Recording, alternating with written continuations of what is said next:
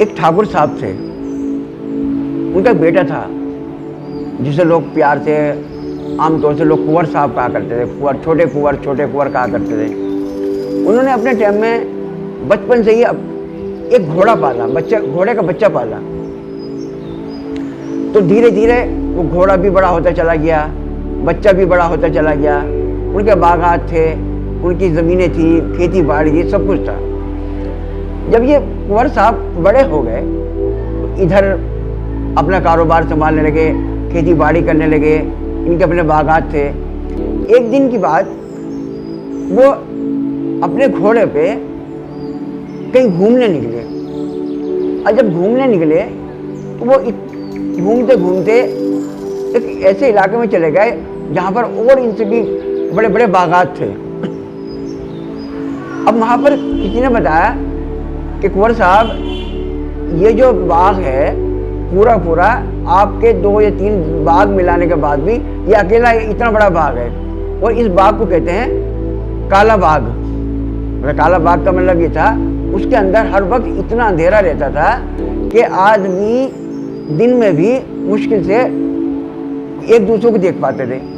लेकिन उसके अंदर बहुत अच्छे अच्छे फलों के पेड़ थे, और सबसे खतरे की बात कि उसके अंदर जानवर तो बहुत थे, खतरनाक जानवर, लेकिन उससे ज़्यादा खतरनाक जो वहाँ पर जानवर था वो था सांप। और वो सांप ऐसे थे जिसे एक जुबान में कहते हैं घोड़ा पेछाड़। घोड़ा पेछाड़ का मतलब होता है कि उड़ के माथे पे डंक मारना, वो सांप होता था वहाँ पे। तो जो वहाँ पे लोग उन बागों को खरीदते थे, एक जगह 1-2 आदमी की जगह वहाँ 5-5 आदमी रखना पड़ता था। फसल बहुत अच्छी होती थी लेकिन खतरे बहुत होते थे।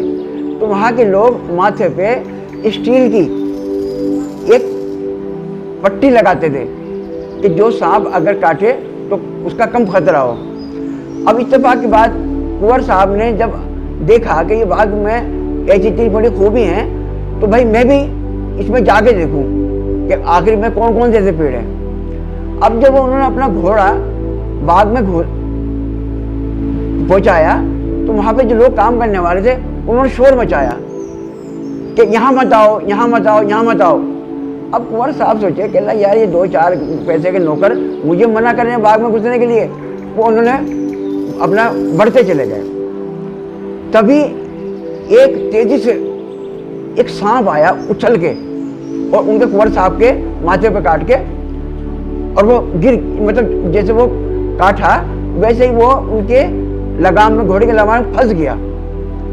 और फंसने के बाद, अब ये बहादुर बहुत थे, इनको ऐसे कभी डर तो नहीं लगता था। उन्होंने उसमें ऐसा अलबेट दिया कि उसको मार देते हैं सांप को। अब जब मार देते हैं तो तभी वो जो काम करने वाले लोग थे बाग में, वो सब लोग वहाँ आ जाते हैं और उनसे पूछते हैं, अरे साहब, हम आपको मना इसलिए कर रहे थे कि यहाँ पर एक बहुत खतरनाक सांप है, आपको नुकसान पहुँचा सकता है, आप यहाँ मत आइए। लेकिन आपने रुके नहीं, चलते गए। उन्होंने ये बात कही कि उस सांप ने मुझे काट लिया, और मुझे जो है जल्द से जल्द बताओ कि मैं आसपास कोई बस्ती बताओ ताकि मैं वहाँ जाके अपना इलाज करा सकूँ। उस सांप की फिक्र मत करो, वो सांप मैंने मार दिया। उन्होंने दिखाया, वो मर गया सांप। अब उन्होंने बताया कि साहब यहाँ से 20 किलोमीटर दूर एक गांव है, उसको लोग कहते हैं बुढ़ीना। उसमें अगर आप जिंदा हालत में, मतलब उसकी बॉर्डर में भी अगर चले गए तो आप समझिए फिर आपकी ज़िंदगी बच जाएगी। हालांकि सांप बहुत जहरीला होता है, आपको बहुत इसमें सावधानी बरतनी पड़ेगी। उस गांव में इसका इलाज है। अगर आप वहाँ चले गए तो आपको कुछ नहीं करना, वहाँ गांव वाले आपको कुछ बता दें, लेकिन आप जल्द से जल्द वापस हो जाएं। अब घोड़ा इनका इतना समझदार था, ये सब समझ रहा था बात कि आज मेरा जो मालिक है उसको खतरा हो गया। तो इन्होंने जो है थोड़ा आइडिया लिया कि वो गांव आखिर है कहाँ। तो वो गांव बताया, कहने लगा इस तरह से आप अगर जाएंगे तो आप उसकी जो गांव की हद है उसमें आपको जल्द से जल्द पहुंचना है, फिर आप जो है आपकी जान बच सकती है। अब इन्होंने अपने घोड़े को घुमाया और उसको जो लगाम पकड़ के जो उसको इशारा किया, तो घोड़ा इतनी तेज़ी से दौड़ना शुरू हो गया कि ऐसा लग रहा था, उसको भी लग रहा था कि आज मेरे मालिक की जान खतरे में है। तो वो भी इतनी स्पीड से उसने अपनी रफ्तार बढ़ाई कि कुछ ही मिनट में वो उस गांव की सीमा में पहुंच गए। अभी तो उनको पता नहीं था कि ये सीमा उसकी लग गई, लेकिन उनको फिक्र ये था कि तरीके से मैं उस गांव में जा सकूं। खैर दूर से उन्हें एक बस्ती नजर आने लगी, उनको अंदाज हो गया कि वो ये गांव है। और उस गांव में जाने के जब उस गांव में घुसे तो वहाँ उन्होंने जाके पूछा कि भाई इस गांव का नाम क्या है। तो उन गांव वालों ने बताया कि जी इस गांव का नाम है बुढ़ीना खुर्द, जो जिला डिस्ट्रिक्ट मुजफ्फरनगर में पड़ता है। तो उन्होंने बताया कि क्या यहाँ कुएं का उसका क्या नाम है, कुछ सांप का इलाज होता है? कहना जी इलाज होता है, और बस आप ये सामने आप चले जाइए, वहाँ एक कुआं है और वहाँ पर आपको जाके सिर्फ पानी पीना है और सिर्फ उसको नहाना है, यही उसका इलाज है। और आप आधे मर्ज से तो आप निकल चुके इस गांव में आप जिंदा अभी तक हैं, और हमें इतनी उम्मीद है कि आपका कुछ नहीं होगा, सिर्फ आप जाइए। अब कुंवर साहब उस कुएं के पास गए और उनको देख गांव के और 4 लोग उधर इकट्ठे हो गए। अब कुंवर साहब ने जाके वहाँ पे पानी पिया और नहाने लगे, पानी पिया नहाने लगे, ये इसका इलाज है, उसका और कुछ इलाज नहीं। तो बस पानी पिया और नहाना।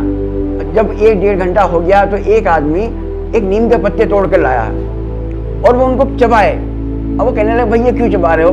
कहना जी जैसे एक टेस्ट होता है किसी चीज़ का, ऐसे ही एक टेस्ट है कि आपके अंदर जहर का असर अभी है या नहीं। अगर आपको ये नीम के पत्ते मीठे लगे तो समझिए आपके अंदर भी जहर का असर है, अगर ये पत्ते आपको कड़वे लगे तो समझिए अब उस जहर का असर कम होने लगा। अब उन्होंने चबाया तो उनको थोड़े मीठे लगे, थोड़े कड़वे लगे, लेकिन एहसास हो गया कि नहीं इसके अंदर कड़वाहट बने। अब वो गांव वालों ने उनसे कहा कि जी अब ऊपर वाले का शुक्र करें, अब आप खतरे से बाहर हैं। उसके बाद फिर वही करते रहे, पानी पीते रहे, नहाते रहे। अब वो पूरी तरह से इस काबिल हो गए थे कि जो उनका असर कम हो गया था। तो ये एक ऐसी चीज़ है कि दवा और दुआ, जब किसी मर्ज में दवा काम करनी छोड़ दे तो फिर उसका आखिरी इलाज होता है दुआ। ये जो कुआं है जिसके बारे में मैंने आपको जिक्र किया, ये कोई कहानी नहीं, ये एक हकीकत है। और इस दुआ पे पता नहीं कौन ऐसा अल्लाह वाला कौन ऐसा था जिसने उस दुआ पे इस किस्म की दुआ पढ़ी कि उसका आज तक सदियों से उस पानी कितना पानी आज तक निकल गया होगा, लेकिन आज तक उस पानी के अंदर वही असरात मौजूद है।